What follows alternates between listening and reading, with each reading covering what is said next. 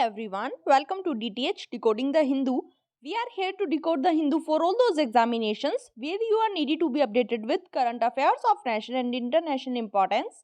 Today's lecture is going to be very important, so please watch the video till last. And if you think that my efforts are worth appreciating, then please do like the video, subscribe my channel and share the video with your friends as well. So let's get started. आज है 6 फरवरी। सबसे पहले एक previous year question देखेंगे। Previous year question देखने से होगा क्या, आपको ये आइडिया लग जाएगा कि जो भी न्यूज़ एनालिसिस हम करते हैं वो एग्जामिनेशन में किस तरह से पूछा जा सकता है और आप उसको बेटर वे से टैकल कर पाएंगे। तो आपको इस क्वेश्चन का आंसर कमेंट बॉक्स में ज़रूर लिखना है। और आज का क्वेश्चन हमारा स्टैटिक पोर्शन से रिलेटेड है, मॉडर्न हिस्ट्री का क्वेश्चन है, ये आपको ज़रूर आना चाहिए। क्वेश्चन क्या है, what was the main reason for the split in the Indian National Congress at Surat in 1907? A. Introduction of communalism into Indian politics by Lord Minto. B. Extremists' lack of faith in the capacity of the moderates to negotiate with the British government. C. Foundation of Muslim League. या फिर D. Aurobindo Ghosh inability to be elected as the president of Indian National Congress. इस question का answer आप comment box में लिखेंगे और इसका answer हम वीडियो के लास्ट में भी डिस्कस कर लेंगे। अब एक क्योट देख लेते हैं। क्योट क्या है हमारे पास, the worst bankrupt in the world is the person who has lost his enthusiasm. किसकी क्योट है ये, HW आर्नोल्ड की। नोट डाउन आपको करके रख लेनी है, ऐसे एथिक्स में हेल्पफुल हो सकती है। न्यूज़ एनालिसिस की तरफ चलेंगे, बट उससे पहले I would like to request you कि अगर आपने चैनल को सब्सक्राइब नहीं किया है तो प्लीज़ चैनल को सब्सक्राइब कर लीजिए और वीडियो पसंद आता है तो वीडियो को लाइक ज़रूर करें। तो फर्स्ट आर्टिकल हमारे पास क्या है, केरला में मैरिज रजिस्ट्रेशन रूल्स को अल्टर किया जा सकता है, चेंज किया जा सकता है, क्योंकि जो ट्रांसजेंडर पर्सन्स हैं उनकी मैरिजेस को रजिस्टर करने के लिए अभी रूल्स में कोई भी प्रोविज़न नहीं है। इसलिए Kerala registration of marriages common rules 2008 को अमेंड किया जा सकता है सो दैट ये जो ट्रांसजेंडर पर्सन्स की मैरिजेस हो रही है इनको रजिस्टर किया जा सके। क्योंकि अभी तक ट्रांसजेंडर पर्सन्स के लिए उनकी मैरिजेस के लिए मैरिज लॉज में किसी भी रिलीजन के ना ही कॉमन रूल्स में कोई भी प्रोविज़न नहीं है, एब्सेंट है प्रोविज़न। इसलिए ये अमेंडमेंट करके ऐसा प्रोविज़न लाने की बात की जा रही है। क्योंकि हमारा एक जनरल लॉ क्या कहता है कि जो भी मैरिजेस होती है हमारी कंट्री में, स्टेट में, उन सभी को रूल्स के द्वारा कमेंसमेंट करने के बाद जो है रजिस्टर करना कंपल्सरी है, चाहे पार्टी का रिलीजन कुछ भी हो, मतलब जिनकी शादी हो रही है उनका रिलीजन कुछ भी हो, लेकिन स्टेट के रूल्स के अकॉर्डिंग उसका रजिस्ट्रेशन कंपल्सरी है। इसलिए ट्रांसजेंडर पर्सन के लिए भी ऐसा प्रोविज़न लाने की बात की जा रही है। और ये जो हमारा एक्ट है ये कहता है कि मैरिजेबल एज की बात करता है केवल और केवल, जो कि मेन और वीमेन के लिए 21 और 18 है रिस्पेक्टिवली। यहाँ कोई भी बात रिलीजन की नहीं की गई है, इसीलिए ट्रांसजेंडर पर्सन्स की मैरिजेस को इसके अंदर प्रोविज़न दिया जा सकता है ट्रांसजेंडर मैरिजेस को रजिस्टर करने के लिए। लेकिन एक बात आपको ध्यान रखनी है, यहाँ सेम सेक्स मैरिजेस को रजिस्टर करने की बात नहीं की जा रही है, क्योंकि अभी तक स्टेट में कोई भी लॉ में ऐसी मैरिजेस का कोई केस नहीं आया है। केवल ऐसी कस्टमरी मैरिजेस जहाँ जो शादी की कस्टम है, राइट्स हैं और सेरेमनीज हैं वो दोनों पार्टीज में से किसी भी एक पार्टी के अकॉर्डिंग हो रही हैं, अंडर स्पेशल मैरिज एक्ट 1954 उनको रजिस्टर किया जाएगा अंडर द कॉमन रूल्स।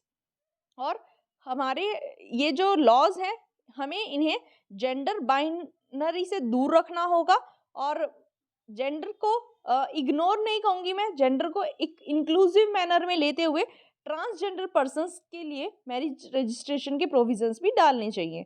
अब इस आर्टिकल में हमारे पास इम्पॉर्टेंट क्या है, इस आर्टिकल में हम लोग पढ़ेंगे स्पेशल मैरिज एक्ट 1954 के बारे में। क्या है ये एक्ट, हमारे इंडिया में जो भी मैरिजेस होती है उनको 3 लॉज के अंदर रजिस्टर किया जाता है, हिंदू मैरिज एक्ट 1955, मुस्लिम मैरिज एक्ट 1954 या फिर स्पेशल मैरिज एक्ट 1954। और ये जुडिशरी की ड्यूटी है कि वो ये इंश्योर करे कि हस्बैंड और वाइफ दोनों के राइट्स जो है वो शादी में प्रोटेक्टेड रहे। स्पेशल मैरिज एक्ट 1954 एक ऐसा एक्ट है हमारी पार्लियामेंट का जो कि इंडिया के सभी लोगों पे भी लागू होता है उनकी सिविल मैरिजेस के केसेस में, और ऐसे इंडियन नेशनल्स जो फॉरेन कंट्रीज में रह रहे हैं उनकी मैरिज भी स्पेशल मैरिज एक्ट के अंडर रजिस्टर की जा सकती है इररिस्पेक्टिव ऑफ रिलीजन या फेथ।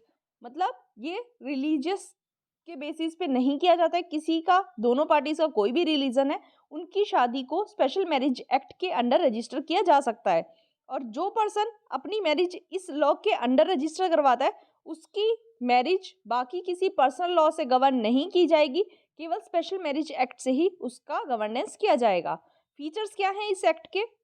इस एक्ट का सबसे मेन फीचर यही है कि दो डिफरेंट रिलीजियस बैकग्राउंड से आने वाले लोगों को शादी के बंधन में बांधने का काम करता है, उनको अलाउ करता है। और ये प्रोसीजर भी बताता है कि जहां हस्बैंड और वाइफ या फिर दोनों अगर हिंदू, बुद्धिस्ट, जैन और सिख में से नहीं है तो कैसे उनकी शादी होगी, कैसे उसका रजिस्ट्रेशन होगा, उसके लिए पूरा प्रोसीजर ये एक्ट प्रोवाइड करवाता है। और ये एक सेक्युलर एक्ट है क्योंकि इसमें रिलीजन का कोई भी रोल नहीं है, इसलिए जो भी ट्रेडिशनल रिक्वायरमेंट्स होती है मैरिज की उससे ये इंडिविजुअल्स को लिबरेट कर देता है। इसके प्रोविजंस क्या क्या हैं? आपको एक प्रायर नोटिस देना होगा, ऐसा इस एक्ट के सेक्शन 5 में कहा गया है कि कपल्स जो हैं उनको एक नोटिस देना होगा अपने रेलिवेंट डॉक्यूमेंट्स के साथ मैरिज ऑफिसर को 30 डेज बिफोर, जब उनका इंटेंशन है मैरिज करने का। फिर रजिस्ट्रेशन होगा, पहले डॉक्यूमेंट्स का सबमिशन होगा, फिर पब्लिक नोटिस अगर कोई ऑब्जेक्शन आता है उसके लिए इशू किया जाएगा। और अगर 30 डेज तक कोई भी ऑब्जेक्शन एसडीएम के पास नहीं आता है तो 30 दिन के बाद रजिस्ट्रेशन कर दिया जाएगा। और दोनों पार्टीज को 3 विटनेसेस की जरूरत होगी जिस दिन डेट ऑफ रजिस्ट्रेशन है, मतलब रजिस्ट्रेशन वाले दिन 3 विटनेसेस पार्टी के साथ होने चाहिए प्रेजेंट। आई होप आपको समझ आया होगा। नेक्स्ट आर्टिकल पे चलेंगे। नेक्स्ट आर्टिकल हमारे पास क्या है? एम्प्लॉयज जो हैं सेंट्रल गवर्नमेंट के वो नेशनल पेंशन स्कीम से अनहैप्पी है और उन्होंने ऑल्दो कहा है इस स्कीम को स्क्रैप करने के लिए, लेकिन उनकी डिमांड जो है वो सुनी नहीं जा रही है, तो वो पे कमीशन को अप्रोच करने की बात कर रहे हैं। तो इस आर्टिकल में ऑल्दो हमारे लिए कुछ अलग से इम्पोर्टेंट नहीं है, मैंने आपको बता दिया कि एनपीएस से खुश नहीं है, इसको स्क्रैप करवाना चाहते हैं, तो अब वो पे कमीशन को अप्रोच करेंगे। तो एनपीएस के बारे में पढ़ना इंपॉर्टेंट है एग्जामिनेशन पॉइंट ऑफ व्यू से। एनपीएस क्या है? हमारी सेंट्रल गवर्नमेंट ने एनपीएस को जनवरी 2004 में इंट्रोड्यूस किया था और आर्म्ड फोर्सेस को एक्सेप्शन इसमें रखा गया था।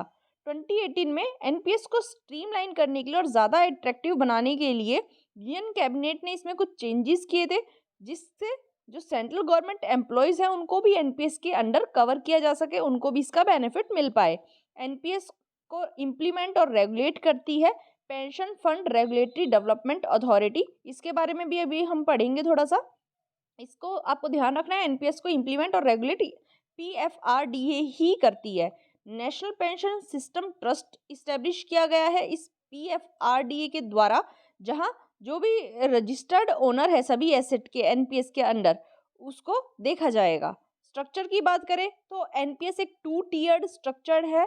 इसमें टीयर 1 अकाउंट में non withdrawable permanent retirement amount होती है, जिसमें कि एक्यूमुलेशंस को डिपॉजिट किया जाता है और इन्वेस्टमेंट किया जाता है सब्सक्राइबर अगर चाहे तो। टीयर 2 अकाउंट एक वॉलंटरी विड्रॉएबल अकाउंट है जो कि केवल तभी चालू हो सकता है जब जो यूज़र है या सब्सक्राइबर है उसका एक एक्टिव टीयर 1 अकाउंट होगा। और इसमें से टीयर 2 अकाउंट में से विड्रॉल्स परमिटेड है जब भी सब्सक्राइबर को ज़रूरत होगी और जब वो क्लेम करेगा। बेनिफिशियरीज कौन कौन होंगे? एनपीएस में सभी सिटीजन्स को मई 2009 से अवेलेबल करवाया गया है ये स्कीम। कोई भी इंडिविजुअल सिटीजन है इंडिया का, चाहे वो रेजिडेंट है चाहे वो नॉन रेजिडेंट है, जो भी 18 से 65 साल की उम्र के एज ग्रुप के अंडर आता है वो एनपीएस को ज्वाइन कर सकता है। जो भी ओवरसीज सिटीजन ऑफ इंडिया है या फिर person of Indian origin card holders है या फिर हिंदू अनडिवाइडेड फैमिली है, वो एनपीएस अकाउंट खोलने के लिए एलिजिबल नहीं है। आपको ध्यान रखना है ओसीआई, पीआईओ और एचयूएफ एनपीएस अकाउंट्स के लिए एलिजिबल नहीं होंगे। अब मैंने आपको बताया था पीएफआरडीए के बारे में पढ़ेंगे, pension fund regulatory and development authority के बारे में थोड़ा सा। ये एक स्टैट्यूटरी अथॉरिटी है। स्टैट्यूटरी अथॉरिटी है मतलब इसको पार्लियामेंट के एक एक्ट के द्वारा बनाया गया था, सो दैट ये जो नेशनल पेंशन सिस्टम है इसको रेगुलेट, प्रमोट और इसकी ऑर्डरली ग्रोथ को इंश्योर कर पाए।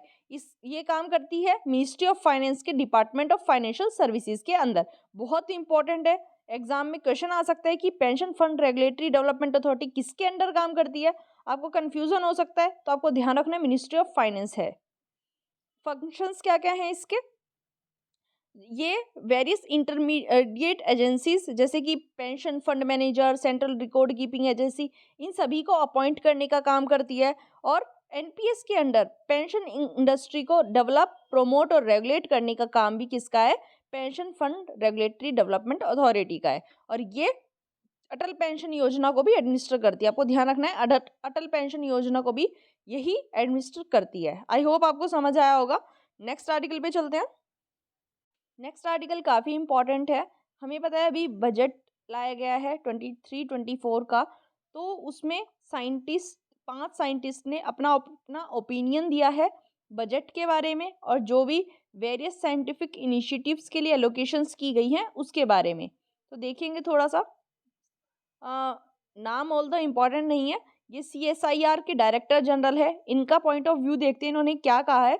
इन्होंने कहा है कि अमृतकाल का जो बजट है वो इंडिया के साइंस एंड टेक्नोलॉजी इकोसिस्टम के फेवर में है।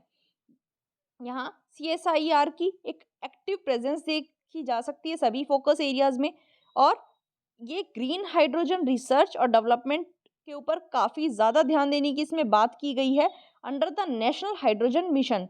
और हमारे इस बार के बजट में एक सिकल सेल एनीमिया मिशन भी रखा गया है, और उसको एक नेशनल मिशन के तौर पे लाया गया है, national mission to eliminate this disease by 2047। तो आपको ये ध्यान रखना है, सिकल सेल एनीमिया डिजीज को एलिमिनेट करने का हमारा टारगेट है 2047 तक का। अब यहाँ बजट में आर्टिफिशियल इंटेलिजेंस की क्या क्या एप्लीकेशन हो सकती है वेरियस सेक्टर में, इसका फोकस जो हमारे मेडिकल डिवाइसेस हैं, फ्यूचर टेक्नोलॉजीज़ हैं, उनके ऊपर कैसे हो सकता है। CSIR का अभी एक ऑनगोइंग आर्टिफिशियल इंटेलिजेंस का प्रोग्राम चल रहा है, जो कि आर्टिफिशियल इंटेलिजेंस के एप्लीकेशंस को एनहांस करेगा सेवरल एरियाज़ में। और एक नए प्रोग्राम की भी बात की गई है जिससे फार्मा सेक्टर में नई इनोवेशन को प्रमोट किया जाएगा। तो इनका कहना है कि ये एक ग्रीन बजट है जिसमें एनवायरनमेंट फ्रंट पे भी काफ़ी सारी अनाउंसमेंट्स की गई हैं। अब जो national institute for advance studies हैं, उसके एक प्रोफेसर का क्या कहना है कि इस बार ये जो ministry of science and technology है उसको पिछले साल से 2000 करोड़ रुपए ज़्यादा अलोकेट किए गए हैं इस बार के बजट में। लेकिन हमें क्या ध्यान देना है कि जितनी ज़्यादा फंड्स की हमें ज़रूरत है उतना ही इस चीज़ पे भी ध्यान देने की ज़रूरत है कि साइंस डिपार्टमेंट्स में ब्यूरोक्रेटिक बैरियर्स को ब्रेक किया जाए। मतलब ब्यूरोक्रेसी की वजह से जो साइंस के डिपार्टमेंट में मतलब डिलेज होते हैं या फिर कोई भी इश्यूज आते हैं उनको हमें ब्रेक करना है, इनका ये कहना है। अब DBT के सेक्रेटरी है, उनका क्या कहना है कि जो ग्रीन ग्रोथ प्रिंसिपल है हमारे इनोवेशन इकोसिस्टम में, उसमें बायोटेक्नोलॉजी का भी एक बहुत बड़ा रोल है। बायोटेक्नोलॉजी एक बहुत बड़ा रोल प्ले करने की ताकत रखती है, हिम्मत रखती है। और DBT डिपार्टमेंट ऑफ बायोटेक्नोलॉजी जो है उसने एक पॉलिसी फ्रेमवर्क डेवलप किया है so that high performance bio manufacturing को लाया जा सके, सो दैट हम वर्ल्ड क्लास फैसिलिटीज़ प्रोवाइड करवा सके और एक synthetic biology based manufacturing practices हम काम में ला सकें। DBT जो होगा वो ट्यूबरक्लोसिस जीनोमिक सर्विलियंस कंसोर्टियम को भी ऑपरेशनलाइज करेगा, सो दैट ये जो ट्यूबरक्लोसिस में ड्रग रेजिस्टेंस वाले जो इशू आ रहा है उसको भी हम डील कर पाएंगे। और रिसर्च और कमर्शियलाइजेशन में भी जो लिंक है उनको स्ट्रेंथन करने की ज़रूरत है। प्राइवेट सेक्टर की रिसर्च एंड डेवलपमेंट में ज़्यादा इन्वेस्टमेंट की ज़रूरत है, और हमें हाई रिस्क स्टार्टअप को भी फंडिंग करना चाहिए, उसकी भी हमें आज ज़रूरत है। अब कोलकाता के एक प्रोफेसर का क्या कहना है, उन्होंने कहा है कि जो करंट लेवल है साइंस एंड टेक्नोलॉजी के एक्सपेंडिचर का वो इनएडिक्वेट है, मतलब पर्याप्त नहीं है अगर इंडिया को इंटरनेशनल लेवल पे नॉलेज जनरेशन पे compete करना है तो। मतलब उन्होंने उनके अकॉर्डिंग ये जो बजट एलोकेशन है ये कम है। नेशनल एजुकेशन पॉलिसी 2020 ने ये रेकमेंड किया था कि हमारी एजुकेशन स्पेंडिंग GDP पे इंक्रीज करके 6% तक लेके आनी है, और स्टेट्स ने भी कमिट किया है और यूनियन गवर्नमेंट को भी एटलीस्ट 10% जो बजट है एजुकेशन लेवल का उसको इंक्रीज करना चाहिए और उस लेवल पे पहुंचाना चाहिए कि हम अपना टारगेट अचीव कर पाएं। लेकिन इस बार भी एजुकेशन को केवल 2.5% मिला है। 6% मिलना चाहिए लेकिन मिला है 2.5, हाफ से भी कम। अब ये department of genetics Delhi university की एक प्रोफेसर हैं, उनका क्या कहना है कि सभी जो थॉट आउट प्लान्स हैं हमारे उनको बेटर इम्प्लीमेंटेशन की ज़रूरत है। इम्प्लीमेंटेशन अच्छे तरीके से होना चाहिए, टाइमली होना चाहिए और फंड्स जो हैं वो कैसे एलोकेट किए जाएंगे वो ये डिसाइड करेगा कि बेनिफिट्स कितने इंक्रीज हो सकते हैं। अगर हम एग्री टेक पुश करें, साथ के साथ मिलेट रिसर्च में पैसा लगाएं, तो उसके साथ लॉन्ग टर्म में, लॉन्ग टाइम में हमें न्यूट्रिशनल बेनिफिट्स भी साथ में देखने को मिलेंगे। अगर हम कुछ selected Indian council of medical research labs खोलेंगे सो दैट पब्लिक और प्राइवेट सेक्टर वहाँ रिसर्च कर सके तो एजुकेशन को पुश मिलेगा, बायोमेडिकल डिवाइसेस पे रिसर्च बढ़ेगी, फार्मा सेक्टर को इससे फ़ायदा होगा और आर्टिफिशियल इंटेलिजेंस इंटरडिसिप्लिनरी रिसर्च भी बढ़ेगी, जो कि हमारी आज की सबसे बड़ी ज़रूरत है। आई होप आपको समझ आया होगा इन सभी का ओपिनियन, क्या अपना ओपिनियन इन्होंने बजट के ऊपर दिया है, जो बजट में साइंटिफिक इनिशिएटिव्स के लिए जो एलोकेशन की गई है। अब इसमें हम दो चीज़ें इंपॉर्टेंटली पढ़ेंगे, एक तो नेशनल हाइड्रोजन मिशन या फिर ग्रीन हाइड्रोजन क्या होती है ये पढ़ेंगे हम, दूसरा सिकल सेल एनीमिया के बारे में भी पढ़ेंगे। सबसे पहले नेशनल ग्रीन हाइड्रोजन मिशन के बारे में देखें तो एक ऐसा प्रोग्राम है जहां ग्रीन हाइड्रोजन के कमर्शियल प्रोडक्शन के लिए इंसेंटिवाइज करने की बात की गई है और ये कहा गया है कि इंडिया को इस ग्रीन हाइड्रोजन का हमें एक नेट एक्सपोर्टर बनाना है। और मिशन में क्या कहा गया है, ये ग्रीन हाइड्रोजन की क्रिएशन, प्रोडक्शन, यूटिलाइजेशन और एक्सपोर्ट को फैसिलिटेट करेगा। सब स्कीम्स हैं इसकी कुछ। सबसे पहली सब स्कीम है साइट।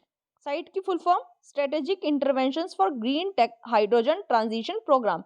ये डोमेस्टिक मैन्युफैक्चरिंग को फंड करेगा इलेक्ट्रोलाइजर्स की, जिससे कि ग्रीन हाइड्रोजन बनती है। इलेक्ट्रोलाइजर क्या होते हैं, जो पानी को तोड़ते हैं। इलेक्ट्रोलिसिस प्रोसेस होती है इलेक्ट्रोलाइजर से, जहाँ H2O टूटेगा H2+O2 में।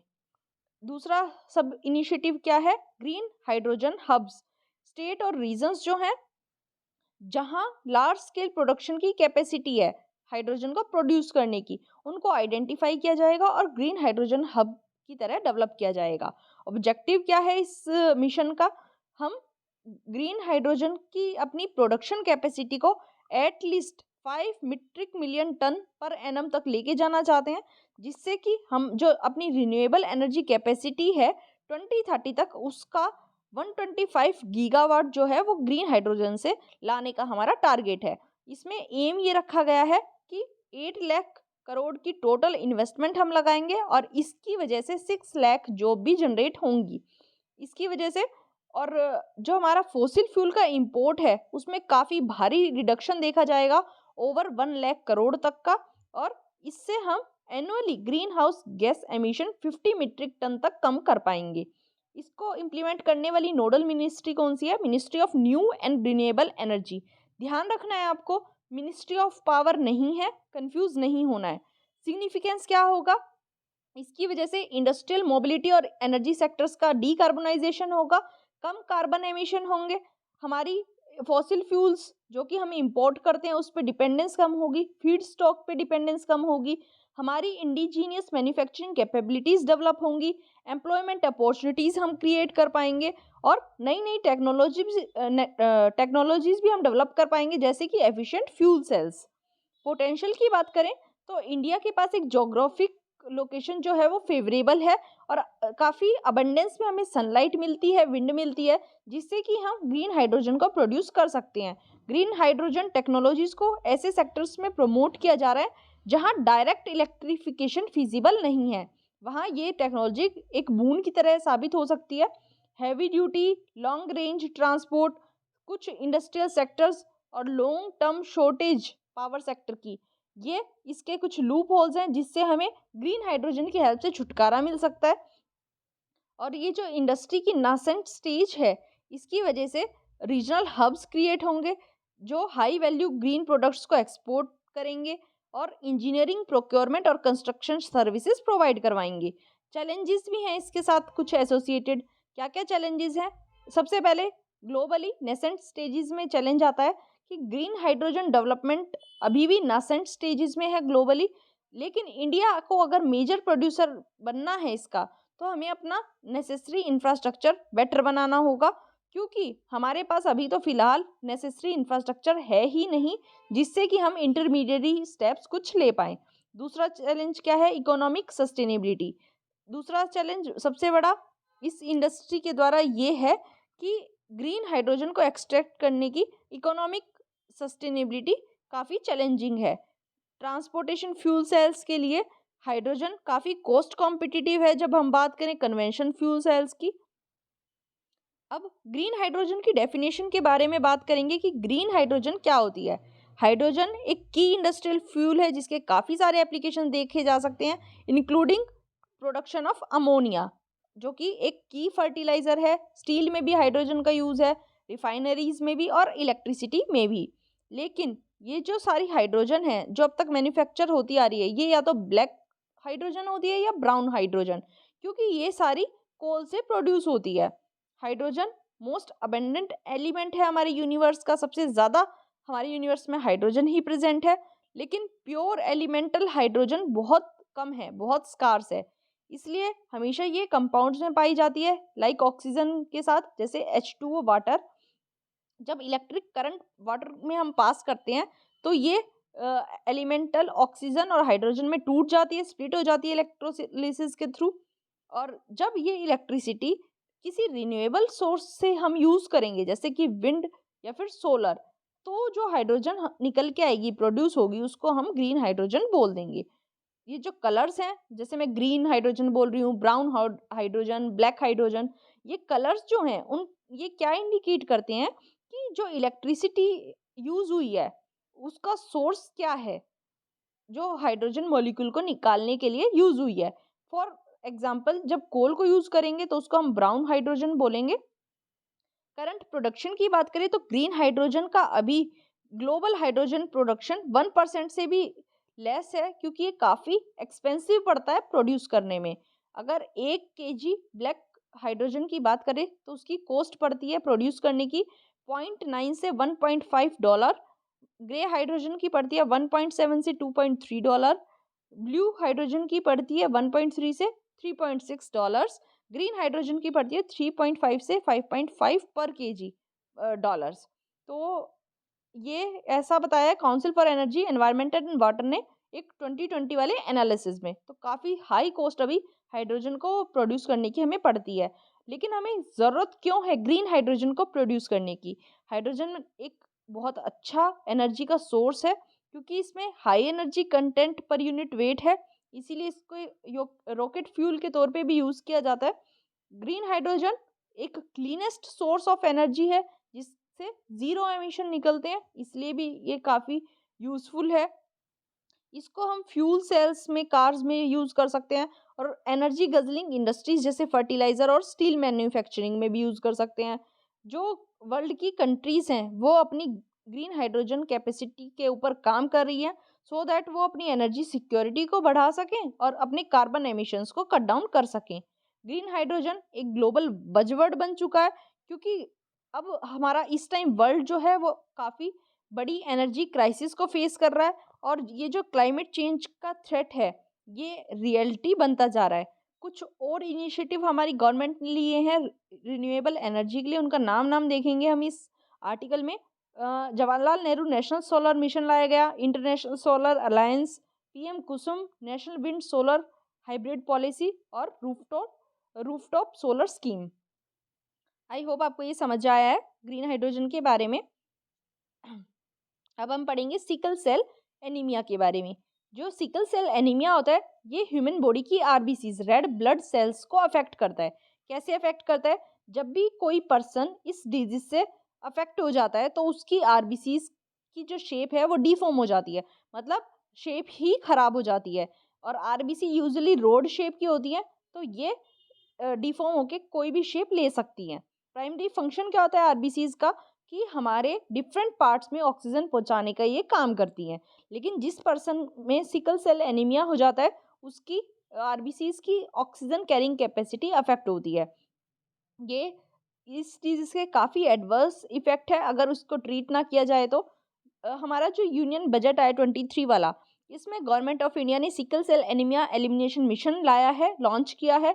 और हमारी गवर्नमेंट का ये प्लान है कि हम 2047 तक इस डिजीज़ को एलिमिनेट कर देंगे। मिशन मैंने आपको बताया ऑब्जेक्टिव इसको एलिमिनेट करने का 2047 तक। और इसके साथ साथ इस डिजीज़ के बारे में अवेयरनेस क्रिएट करना है। इसमें 7 करोड़ पीपल की स्क्रीनिंग करने का प्रोविज़न रखा गया है। और जिन लोगों की एज 0 से 40 ईयर्स तक की है, उनकी स्क्रीनिंग की जाएगी। ट्राइबल एरियाज़ को इसमें टारगेट रखा गया है, क्योंकि ट्राइबल एरियाज़ में ये जो डिजीज़ है, ये सबसे ज़्यादा प्रेवलेंट मानी जा रही है। मेजर चैलेंज क्या है इस मिशन के? कॉन्सेंजीनियस मैरिज। इसका मतलब क्या है कि जब कोई लड़का और लड़की जिनकी शादी होती है, उन दोनों को अगर सिकल सेल ट्रेट्स हैं, तो इसको कंसेंजीनियस मैरिज कहा जाएगा। और ऐसी मैरिज में 25% चांस ये होता है कि जो बच्चा पैदा होगा, उसको भी सिकल सेल एनीमिया होगा। ये चैलेंज बहुत बड़ा है, क्योंकि इंडिया में ऐसी मैरिजेस को अवॉइड करना भी काफ़ी डिफ़िकल्ट है। सिकल सेल्स ऐसे होते हैं जिनमें सी शेप बन जाती है सिकल की तरह, इसीलिए इनको सिकल सेल एनीमिया कहा जाता है इस डिजीज़ को। और इनकी जो शेप है वो डिफ़ॉर्म हो जाती है। आई होप आपको समझ आया होगा। इस आर्टिकल में यही इंपॉर्टेंट था। आई होप आपको पूरा आर्टिकल अच्छे से समझ आया। मैंने बहुत अच्छे से बताने की कोशिश की है। कोई डाउट हो तो आप मुझे कमेंट बॉक्स में बता सकते हैं। मैं आर्टिकल किसी अगले सेशन में दोबारा रिपीट कर दूंगी। नेक्स्ट आर्टिकल क्या है हमारे पास? आसाम पुलिस ने चाइल्ड मैरिजेस के अगेंस्ट एक स्टेट वाइड क्रैकडाउन स्टार्ट किया हुआ था, जिसमें काफ़ी लोगों को अरेस्ट कर लिया है। तो इसकी वजह से अरेस्ट तो पुलिस ने कर लिया है, लेकिन जो गर्ल्स हैं, मतलब जो उस शादी में फीमेल है, उनको गर्ल्स कह लें चाहे विमेन कह लें, तो उनके लिए काफ़ी चिंता की बात हो गई है। ये पूरा आर्टिकल उसी पे है कि निमी है, ऑल्दो नाम चेंज कर दिया गया है आर्टिकल में। ऑल्दो उसको बच्चा हुआ है, तो मदरहुड को एन्जॉय करने की बजाय उसकी आँखों में एक फ़ियर और इनसिक्योरिटी दिखाई दे रही है, क्योंकि निमी उन हज़ार चाइल्ड ब्राइड में से एक है, जिसके हस्बैंड को इस स्टेट वाइड क्रैकडाउन में अरेस्ट कर लिया गया है, असम पुलिस के द्वारा। एक और लेडी की बात आई है, रेज़ीना, जो एक लड़के की माँ है जिसने लव मैरिज की, तो उस वजह से उसको जेल हो गई है। लव मैरिज की वजह से नहीं हुई एक्चुअली, लेकिन रेज़ीना का जो बेटा है और रेज़ीना की जो बहू है, उसकी एज आधार कार्ड में कम है और ऐसा माना जा रहा है कि वो अंडर एज है। तो उस वजह से आधार कार्ड की एरर की वजह से उसका बेटा जो है, वो सलाखों के पीछे पहुंच गया है। और उसके नेबर ने भी यही बताया कि आधार कार्ड को एनरोल करते टाइम डेट गलत हो गई थी, डेट ऑफ बर्थ, जिसकी वजह से उसको जेल हो गई। लेकिन उसकी वाइफ जब शादी हुई, तब वो बच्चा नहीं थी, मतलब नाबालिग नहीं थी, वो बालिग थी। तो इस टाइप की प्रॉब्लम्स आसाम में देखी जा रही हैं। तो इस आर्टिकल में हम चाइल्ड मैरिज के बारे में देखते हैं कि चाइल्ड मैरिज के प्राइमरी रीजंस क्या होते हैं। सबसे पहला प्राइमरी रीजन है पॉवर्टी। एक फैमिली जो कि फाइनेंशियली स्ट्रगल कर रही है, उनके लिए अपनी लड़की की शादी करना, क्या मतलब कि एक मुंह कम होगा, एक पेट कम होगा खाने वाला, और एक बच्चा कम होगा जिसे पढ़ाना पड़ेगा। दूसरा पर्पस है सेफ्टी। कुछ फैमिलीज डेंजरस एनवायरनमेंट्स में रहती है, जैसे रेफ्यूजी कैम्प या वॉर जोन, तो उन्हें लगता है कि चाइल्ड मैरिज एक सेफर ऑप्शन है। कहीं काफ़ी जगह ये ट्रेडिशन है कि चाइल्ड मैरिज की जाए, कुछ कल्चरल ट्रेडिशंस में ऐसा है, और जहाँ ये नॉर्मल और रीजनेबल प्रैक्टिस देखी जाती है। अगला रीज़न है सोशल इनसिक्योरिटी। कुछ लोगों को ऐसा लगता है कि मैरिड वुमेन हमारे अनमैरिड वुमेन से सोसाइटल ऑफेंसेस से ज़्यादा बच सकती है।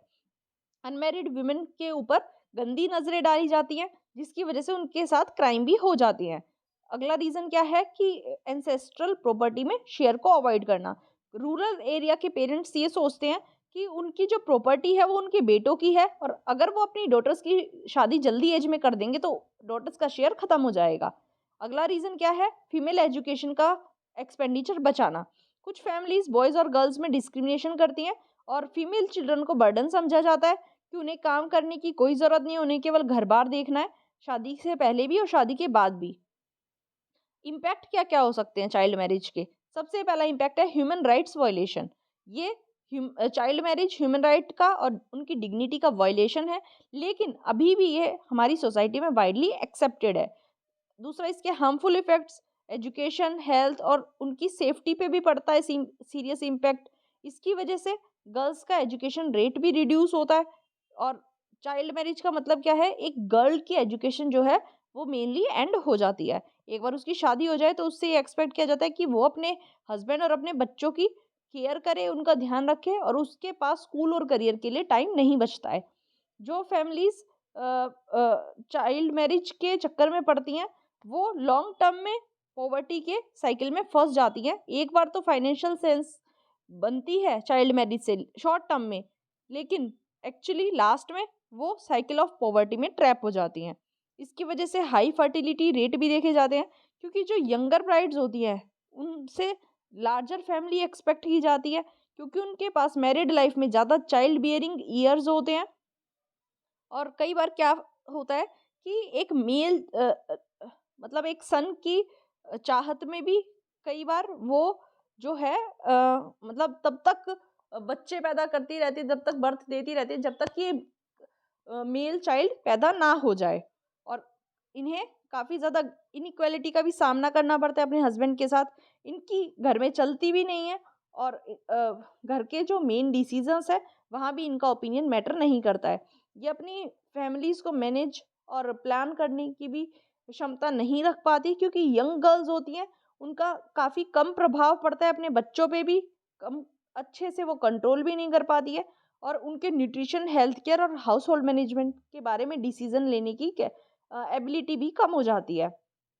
डिज़ायर फॉर मेल चाइल्ड मैंने आपको बता ही दिया है कि यंग गर्ल्स और वीमेन को फोर्स किया जाता है कि वो तब तक कंसीव करती रहें जब तक कि वो मेल चाइल्ड को बर्थ नहीं देंगी। अब लॉज एंड पॉलिसीज की बात करें तो चाइल्ड मैरिज रिस्ट्रेंट एक्ट लाए गए थे 1929 में, जिसको शारदा एक्ट भी कहा गया। इसमें चाइल्ड मैरिज की प्रैक्टिस को रिस्ट्रेन कर दिया गया। इसका मेन गोल क्या था कि जो यंग गर्ल्स पे इविल प्रैक्टिस चल रही है, जो कि अपनी मैरिड लाइफ का स्ट्रेस हैंडल नहीं कर पाती और जिसकी वजह से उनकी अर्ली डेथ हो रही है, उसको अवॉइड किया जाए, उसको रोका जाए। इस एक्ट में मेल चाइल्ड जिसकी उम्र 21 साल है या फिर उससे कम है, और फीमेल चाइल्ड जिसकी उम्र 18 है या उससे कम है, उनको फीमेल चाइल्ड मतलब चाइल्ड की कैटेगरी में रखा जाएगा। फिर एक्ट आया the prohibition of child marriage act 2006। इस एक्ट के अंडर जो है, जो मैरिजेबल एज है मेल के लिए 21 ईयर्स और फीमेल के लिए 18 ईयर्स की गई। चाइल्ड मैरिज को इंडिया में प्रोहिबिट किया गया है under prohibition of child marriage act 2006। Hindu Marriage act 1956 के अकॉर्डिंग कोई भी ऐसे प्रोविजंस नहीं दिए गए हैं जहां पेरेंट्स को पनिश किया जाए जो ऐसी मैरिजेस करवाते हैं। एक गर्ल है, उसकी मैरिज मेनली 15 ईयर्स अटेन करने से पहले करवा दी जाती है, लेकिन वो अपनी शादी को 18 साल की होने से पहले चैलेंज कर सकती है according to Hindu Marriage Act. Muslim Personal Law में क्या कहा गया है? चाइल्ड मैरिज पे कोई बार नहीं लगाया गया है, लेकिन कपल के पास शादी के बाद ऑप्शन ऑफ प्यूबर्टी होता है, जिसे खयारुल बुलूक कहा जाता है। वो अपनी मैरिज को रद्द कर सकते हैं प्यूबर्टी अटेन करने के बाद। पोक्सो एक्ट लाएगा 2012 में, जिसका एम था चिल्ड्रन को ह्यूमन वायलेशन से और बाकी अदर राइट के वायलेशन से बचाना। एक पार्लियामेंट्री स्टैंडिंग कमेटी बनाई गई जिसने वीमेन की मैरिजेबल एज को 21 रेज किया जाए, उसके प्रोज एंड कॉन्स बताया, जिसको यूनियन कैबिनेट ने क्लियर भी कर दिया था। इश्यूज क्या क्या हैं चाइल्ड मैरिज के? जो कॉन्सिक्वेंसेज होते हैं चाइल्ड मैरिज के, वो केवल ये नहीं है कि चाइल्ड राइट का वायलेशन करता है, बल्कि इसकी वजह से बहुत ज़्यादा इन्फेंट और मैटरनल डेथ भी देखी जाती है। जो बच्चे एडोलसेंट मदर्स के साथ बोर्न होते हैं, वहाँ ज़्यादा स्टंटेड ग्रोथ देखी जाती है, क्योंकि उनका बर्थ के टाइम लो वेट होता है। एनएचएफ नेशनल फैमिली हेल्थ सर्वे 5 की बात करें तो उसके अकॉर्डिंग हमारे इंडिया में 2019 से 21 में चाइल्ड स्टंटिंग जो है वो 35.5% थी। डाटा ये भी शो करता है कि चाइल्ड मैरिज की वजह से high fertility, poor maternal and child health और विमेन का लोअर सोशल स्टेटस देखा जाता है। कुछ सेंट्रलाइज स्कीम्स लाई गई जैसे बेटी बचाओ बेटी पढ़ाओ, लेकिन उनकी इम्प्लीमेंटेशन बेटर वे से करने की हमें ज़रूरत है।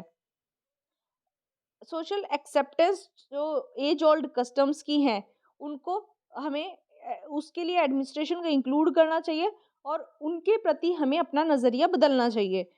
ये प्रैक्टिस कि अपनी डॉटर्स को सभी डॉटर्स को एक दूसरी फैमिली के सभी लड़कों के साथ मैरी ऑफ कर देना, मतलब ये ऐसी मैरिजेस में क्या किया जाता है, जो एल्डर सिस्टर है उसकी एज तो 18 से अबोव है और उसकी सेरेमनी अनाउंस कर दी जाती है, वेडिंग कार्ड्स भी प्रिंट कर दिए जाते हैं उसके नाम पे, और जो अंडर एज गर्ल्स हैं उनकी शादी एक दिन पहले कर दी जाती है या फिर सेम डे कर दी जाती है।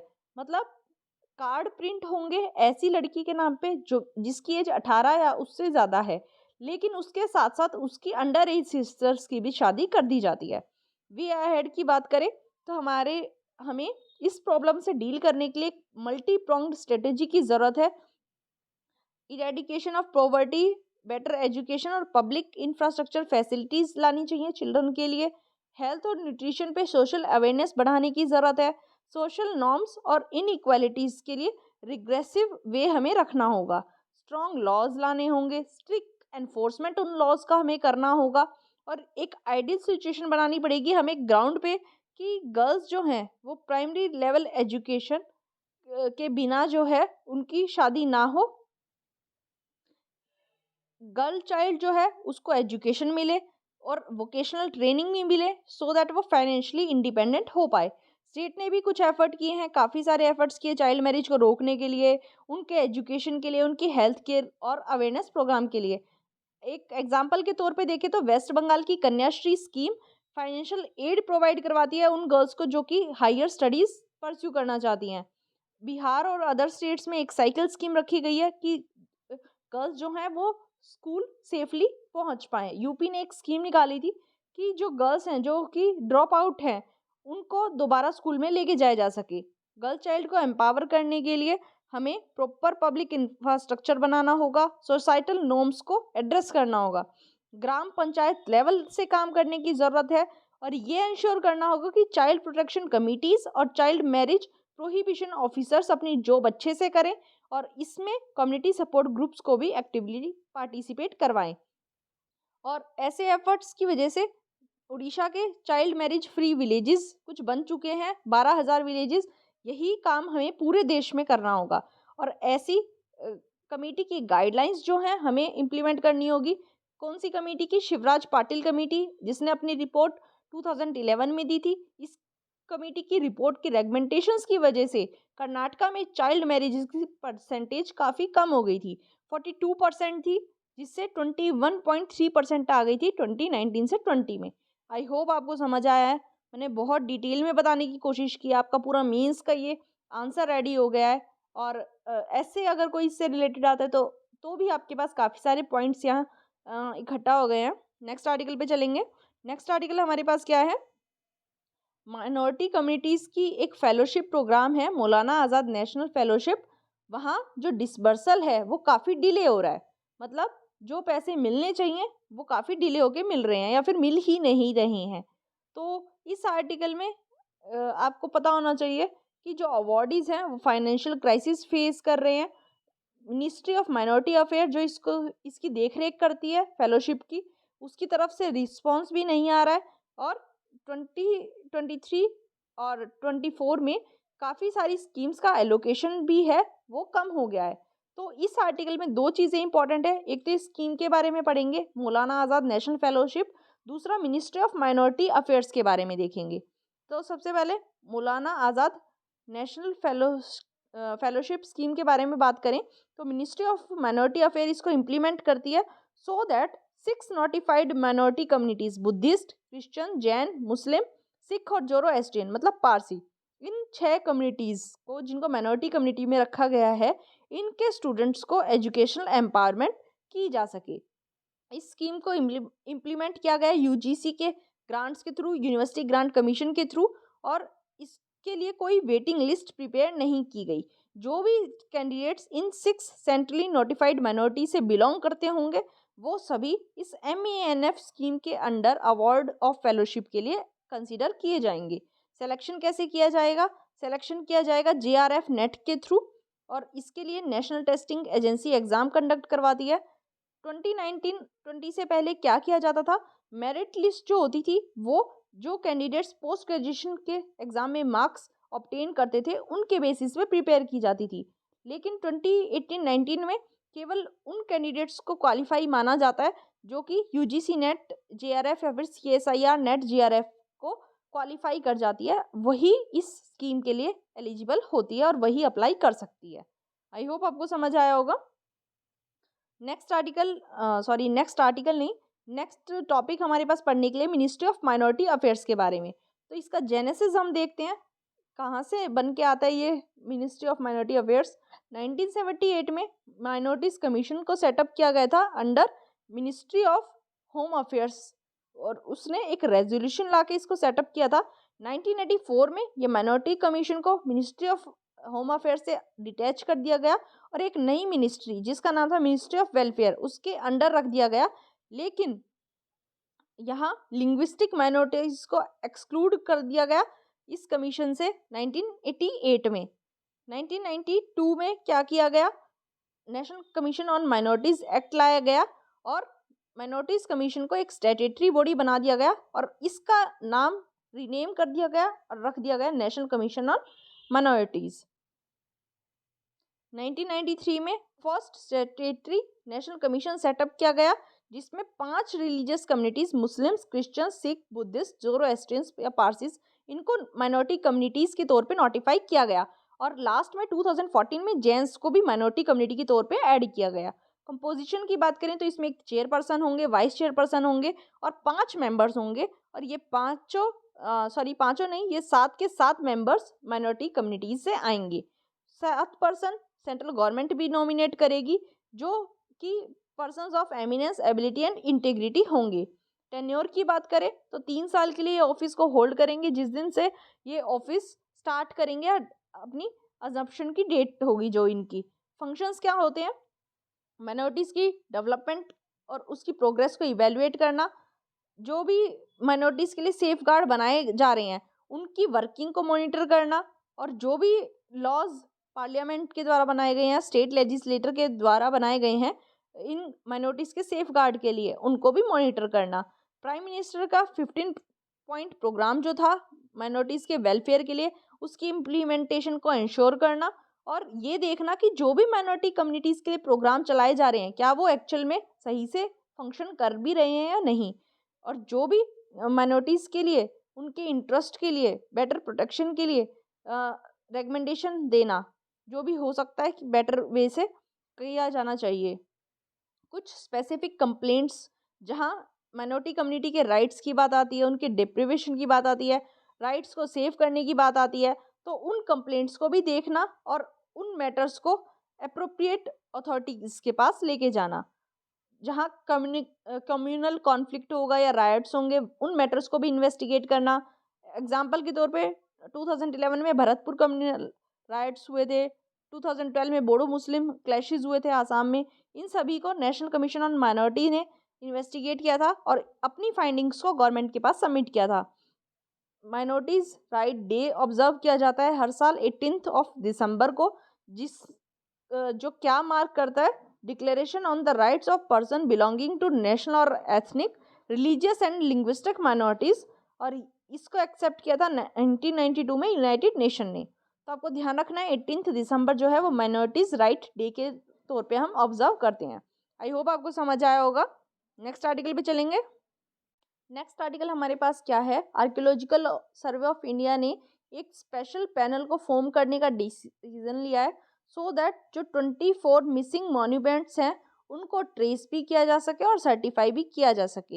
ये जो मॉन्यूमेंट्स हैं ये कुछ मॉन्यूमेंट्स पाए जा रहे हैं जो उत्तर प्रदेश का मिर्ज़ापुर टेम्पल सर्कल है वहाँ होंगे, जो कि अराउंड 1000 AD के आसपास की डेटिंग है।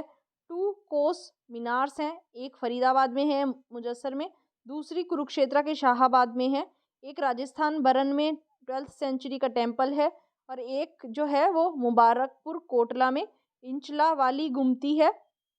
ये कुछ रिमेन्स हैं जहां इनको ट्रेस करने की और सर्टिफाई करने की बात की जा रही है। तो इस आर्टिकल में एक तो हम ASI के बारे में पढ़ेंगे, आर्कियोलॉजिकल सर्वे ऑफ इंडिया, और दूसरा हम पढ़ेंगे सीएजी के बारे में।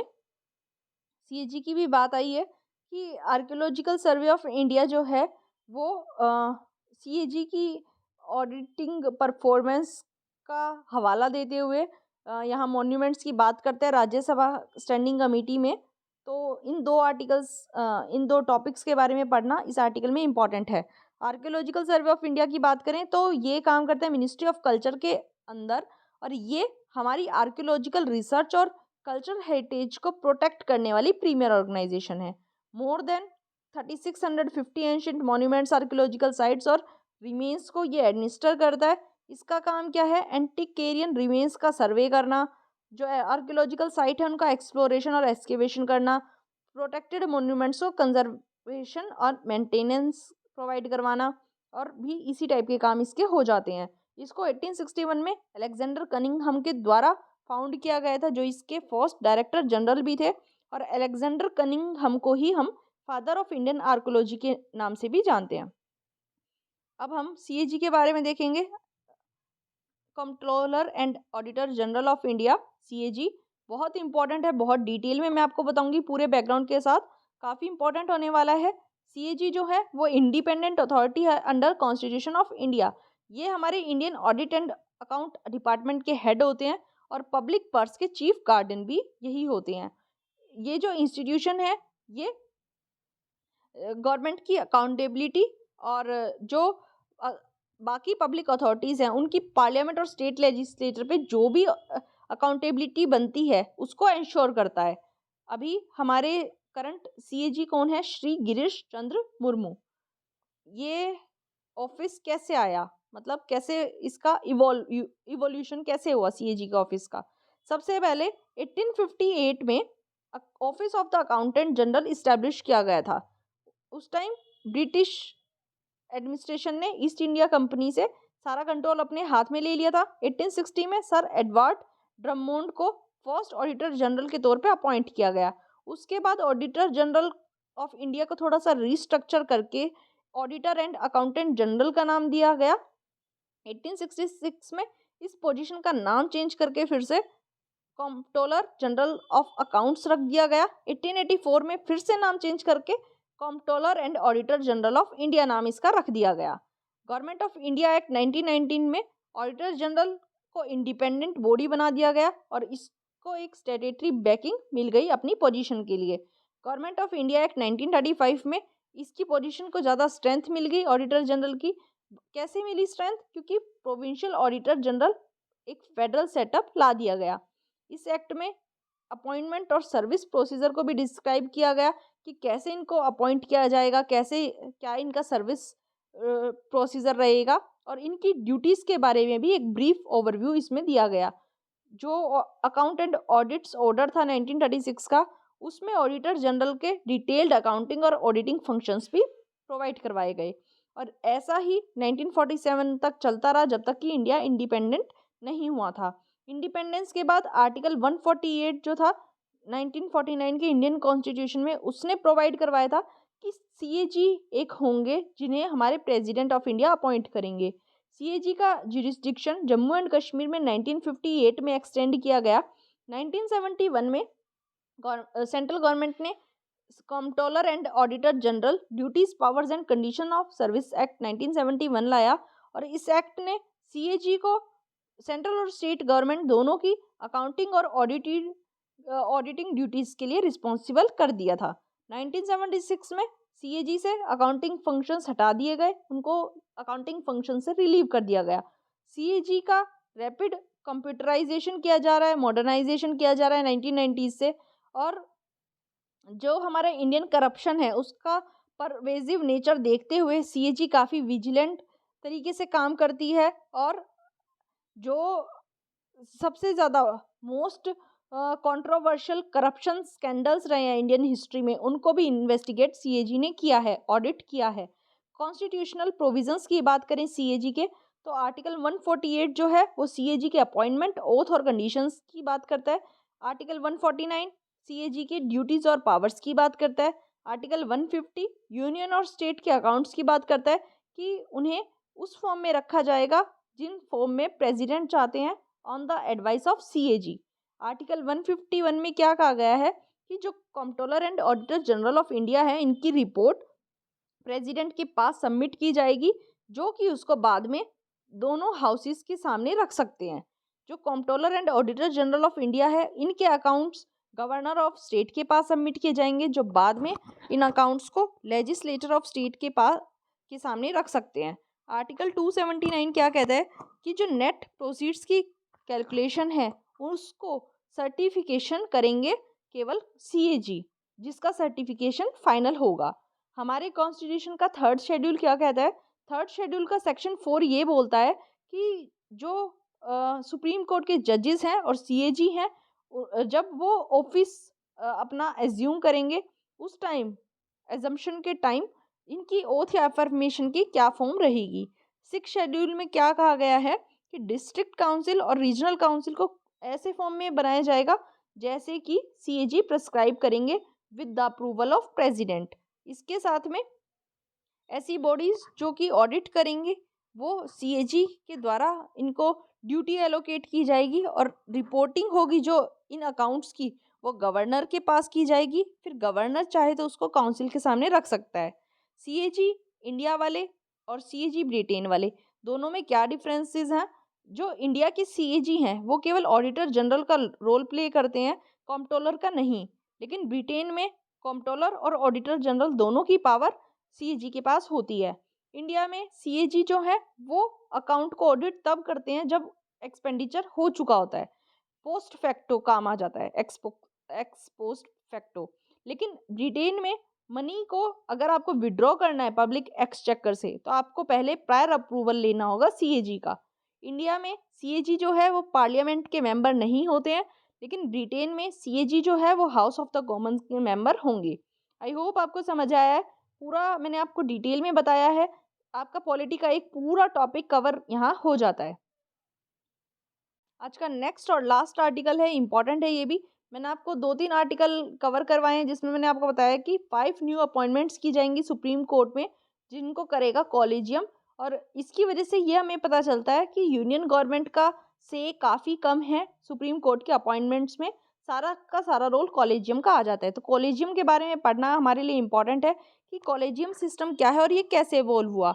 ये एक ऐसा सिस्टम है अपॉइंटमेंट का और जजेस के ट्रांसफ़र का, जो कि ना ही किसी पार्लियामेंट के एक्ट के द्वारा इवॉल्व हुआ है, ना ही किसी कॉन्स्टिट्यूशन के प्रोविज़न के द्वारा। ये इवॉल्व हुआ है सुप्रीम कोर्ट की काफ़ी सारी जजमेंट्स के थ्रू। कैसे इवॉल्व हुआ है? फर्स्ट जजेस केस आया था 1981 में। इसमें ये कह दिया गया कि सीजेआई जो डिसीजन लेते हैं या फिर रेकमेंडेशन देते हैं जुडिशियल अपॉइंटमेंट्स में, उनको रिफ्यूज़ किया जा सकता है by government for cogent reasons. मतलब इनका डिसीजन फाइनल नहीं होगा, इनका डिसीजन रेकमेंडेशन फाइनल नहीं होगा, उसको गवर्नमेंट जो है वो रिफ्यूज़ कर सकती है। इसी रूलिंग की वजह से एग्जीक्यूटिव जो है वो जुडिशरी पे भारी पड़ गए थे और 12 साल तक अगले जुडिशियल अपॉइंटमेंट्स में एग्जीक्यूटिव का पलड़ा भारी रहा। सेकंड जजेस केस आया 1993 में। उस टाइम सुप्रीम कोर्ट ने कॉलेजियम सिस्टम को इंट्रोड्यूस किया था और ये कहा था कि कंसल्टेशन वर्ड अगर कहीं लिखा हुआ है तो उसका मतलब है कंकरेंस। मतलब कंसल्टेशन का मतलब ये नहीं कि आपने पूछ लिया और आपकी मर्जी है कि मानो चाहे नहीं मानो। कंसल्टेशन का मतलब ये है कि आपको मानना ही पड़ेगा, कंकरेंस। इसने ये ऐड किया कि सीजेआई का इंडिविजुअल ओपिनियन ही मैटर नहीं करता, बल्कि एक इंस्टीट्यूशनल ओपिनियन जो कि सुप्रीम कोर्ट के 2 सीनियर मोस्ट जजेस के साथ मिलके कंसल्ट करके लिया जाएगा, वो ओवरऑल मैटर करेगा। थर्ड जजेस केस में क्या कहा गया? सुप्रीम कोर्ट ने कहा कि प्रेसिडेंट का रेफरेंस जब आर्टिकल 143 के अंडर लिया जाता है, वहाँ कॉलेजियम को 5 मेंबर बॉडी के तौर पे एक्सपेंड कर दिया, जहाँ सीजेआई होंगे और इनके 4 सीनियर मोस्ट कुलीग्स होंगे। कॉलेजियम सिस्टम को हेड कौन करेगा? सीजेआई हेड करेंगे और इनके साथ कॉलेजियम में होंगे 4 अदर सीनियर मोस्ट जजेस of the court. High court के कॉलेजियम में वहाँ के चीफ जस्टिस होंगे और उनके साथ होंगे 2 अदर सीनियर मोस्ट जजेस ऑफ दैट कोर्ट। जो जजेस होंगे हायर जुडिशरी के, उनको केवल कॉलेजियम सिस्टम के द्वारा अपॉइंट किया जाएगा और गवर्नमेंट का रोल केवल बाद में आएगा जब कॉलेजियम के द्वारा नाम डिसाइड कर दिए जाएंगे। प्रोसीजर क्या है जुडिशियल अपॉइंटमेंट के लिए? सीजेआई को और सुप्रीम कोर्ट के जजेस को प्रेसिडेंट ऑफ इंडिया अपॉइंट करते हैं और जो जाने वाले सीजेआई हैं, आउटगोइंग सीजेआई हैं, वही अपने सक्सेसर को रेकमेंड करते हुए जाते हैं। प्रैक्टिस की बात करें तो मेनली सीनियरिटी बेसिस पे सीजीआई को चूज़ किया जाता है, लेकिन कई बार इस सीनियरिटी को इग्नोर भी किया गया है 1970s में। सुप्रीम कोर्ट के जज की बात करें तो जो बाकी जजेस होंगे सुप्रीम कोर्ट के लिए, उनके लिए प्रपोजल इनिशिएट सीजीआई के द्वारा ही किया जाएगा। सीजीआई जो होंगे वो बाकी के कॉलेजियम मेंबर से डिस्कस करेंगे, कंसल्ट करेंगे और जिस हाई कोर्ट के जज को उन्हें सुप्रीम कोर्ट में लाना है, वहाँ के भी सीनियर मोस्ट जज से बातचीत की जाएगी। ये जो कंसल्टीज हैं जो भी अपना ओपिनियन देंगे वो राइटिंग में रिकॉर्ड किया जाएगा और उसको एक फाइल के फॉर्म में प्रेजेंट किया जाएगा। कॉलेजियम अपनी रिकमेंडेशन फिर उसके बाद लॉ मिनिस्टर के पास भेजेंगे। लॉ मिनिस्टर देखने के बाद फिर प्राइम मिनिस्टर के पास भेजेंगे और फिर प्राइम मिनिस्टर लास्ट में प्रेसिडेंट को एडवाइस करेंगे for the appointment. High court के चीफ जस्टिस की बात करें तो हाई कोर्ट के चीफ जस्टिस को सबसे पहले एक पॉलिसी ये रखी गई है कि दूसरी स्टेट के किसी पर्सन को उस पर्टिकुलर स्टेट का चीफ जस्टिस बनाया जाएगा। सेम पर्सन जिस स्टेट का है उसी स्टेट में उसको चीफ जस्टिस नहीं बनाया जाएगा। ऐसा एक पॉलिसी रखी गई है। और हाई कोर्ट के जजेस के लिए भी कॉलेजियम ही नाम रेकमेंड करेगा जिसमें सीजीआई होंगे और 2 सीनियर मोस्ट जजेस होंगे। जो प्रपोजल होगा वो outgoing chief justice of high court देते हुए जाएंगे और अपने 2 सीनियर मोस्ट कोलीग्स के साथ कंसल्ट करते हुए ये जो रेकमेंडेशन है इसको चीफ मिनिस्टर के पास भेजा जाएगा, जो फिर गवर्नर को एडवाइस करेंगे और लास्ट में यूनियन लॉ मिनिस्टर के पास उस प्रपोजल को सेंड किया जाएगा। इश्यूज क्या है कॉलेजियम सिस्टम के साथ? सबसे पहले एक्सक्लूजन ऑफ एग्जीक्यूटिव। ये जो एग्जीक्यूटिव को जुडिशियल अपॉइंटमेंट प्रोसेस से पूरा का पूरा कंप्लीटली एक्सक्लूड कर दिया गया है, जहां ये पूरी प्रोसेस जो है वो कंप्लीट सीक्रेसी में की जाती है। ऑल्सो ये किसी भी एडमिनिस्ट्रेटिव बॉडी पे अकाउंटेबल भी नहीं है कि जो कई बार क्या होता है राइट कैंडिडेट की बजाय रॉन्ग चॉइस भी कर ली जाती है। यहाँ फेवरेटिज्म और नेपोटिज्म के चांसेस भी बन जाते हैं क्योंकि कोई भी स्पेसिफिक क्राइटेरिया नहीं रखा गया है सीजीआई की पोस्ट के लिए, जिसकी वजह से नेपोटिज्म और फेवरेटिज्म के लिए काफ़ी वाइड स्कोप बच जाता है। यहाँ नॉन ट्रांसपेरेंसी भी है और हमारे लॉ एंड ऑर्डर के लिए काफ़ी हार्मफुल हो जाती है। Principle of check and balances के भी अगेंस्ट है क्योंकि ये principle of check and balance को वायलेट करता है। इंडिया में ऑल्दो हमारे तीनों ऑर्गन्स लेजिस्लेटिव, जुडिशरी और एग्जीक्यूटिव तीनों इंडिपेंडेंटली काम करते हैं, लेकिन तीनों एक दूसरे के ऊपर चेक एंड बैलेंस और कंट्रोल बना के रखते हैं कि कोई भी अपनी पावर का एक्सेसिव यूज़ ना करे। लेकिन कॉलेजियम सिस्टम का मतलब क्या है? जुडिशरी को इमेंस पावर मिल रही है जहां इसके मिसयूज़ के रिस्क बढ़ जाते हैं। ये एक क्लोज डोर मैकेनिज्म है क्योंकि कोई भी ऑफिशियल सेक्रेटेरिएट इसमें इन्वॉल्व नहीं होता, कोई पब्लिक को नॉलेज नहीं होती कि कॉलेजियम कब और कैसे मिल रहा है और कैसे इसके डिसीजन लिए जा रहे हैं। और कोई भी ये भी नहीं पता चलता कितनी लंबी इसकी मीटिंग्स चल रही हैं, प्रोसीडिंग्स चल रही हैं। यहाँ अनइक्वल रिप्रेजेंटेशन भी देखी जाती है, वीमेन काफ़ी अंडर रिप्रेजेंटेटिव है हमारी हायर जुडिशरी में। तो ये सब इश्यूज हैं हमारे कॉलेजियम सिस्टम के। आई होप आपको समझ आया है। पूरा आर्टिकल बहुत इंपॉर्टेंट है। तो आर्टिकल्स खत्म हो गए हैं, अब जो हमने क्वेश्चन किया था उसको डिस्कस कर लेते हैं। क्वेश्चन क्या था हमारे पास? What was the main reason for the split in the Indian National Congress at Surat in 1907? A. Introduction of communalism into Indian politics by Lord Minto. B. Extremist lack of faith in the capacity of the moderates to negotiate with the British government. C. Foundation of Muslim League. या फिर D. Aurobindo Ghosh inability to be elected as the president of Indian National Congress. तो इस question का answer है B. हमें पता है extremist और मॉडरेट्स इन दोनों के बीच में टसल हो गई थी और इनको एक्सट्रीमिस्ट जो थे वो कुछ एक्सट्रीम एक्शन चाहते थे, लेकिन मॉडरेट्स जो थे वो नेगोशिएट करना चाहते थे ब्रिटिश गवर्नमेंट के साथ, इसलिए एक्सट्रीमिस्ट थे उनका फेथ खत्म हो गया था मॉडरेट्स की कैपेसिटी में, जिसकी वजह से सूरत स्प्लिट हुआ था 1907 में। ये स्टैटिक पोर्शन का टॉपिक है, ये आपको आता ही होगा। आई होप आपने क्वेश्चन का आंसर कमेंट बॉक्स में ज़रूर लिखा होगा। कोई आपको आर्टिकल समझ नहीं आता है तो आप मुझे कमेंट बॉक्स में बता सकते हैं, अपना फीडबैक भी प्रोवाइड करवा सकते हैं। आपको लेक्चर कैसा लगता है, हेल्पफुल लगता है या नहीं लगता है, या फिर आप कोई अपना बाकी सजेशन देना चाहते हैं वो भी आप मुझे दे सकते हैं। वीडियो को लाइक ज़रूर करें, आपकी एक लाइक से मुझे पता चलता है मैं कैसा कंटेंट प्रोवाइड करवा रही हूँ, यूट्यूब को भी पता चलता है कि चैनल कैसा परफॉर्म कर रहा है। तो प्लीज़ अपना फीडबैक ज़रूर प्रोवाइड करवाइए। चैनल को सब्सक्राइब नहीं किया तो चैनल को सब्सक्राइब कर लीजिए। Thank you so much.